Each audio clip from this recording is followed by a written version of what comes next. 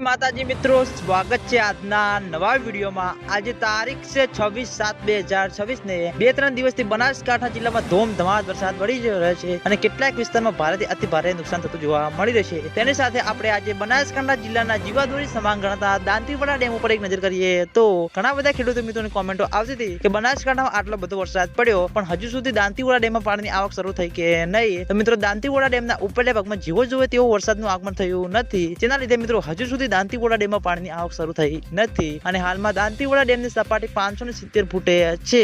દાંતીવાડા ડેમની ભયાનક સપાટી 604 ફૂટ છે મિત્રો। અત્યાર સુધીમાં મિત્રો હજુ સુધી 2026માં દાંતીવાડા ડેમમાં નવા નીરનું આગમન થયું નથી અને દાંતીવાડા ડેમમાં નવા નીરનું આગમન થશે તો સૌથી પહેલા તમને બધાને આ ચેનલ દ્વારા વિડીયો બનાવીને જાણ કરવામાં આવશે। એટલે તમે બધા અમારી ચેનલ ઉપર નવા હોય તો વિડીયોને લાઈક કરી દેજો, કોમેન્ટ કરી દેજો અને ચેનલને સબસ્ક્રાઇબ પણ કરી દેજો। તો મિત્રો, જય માતાજી।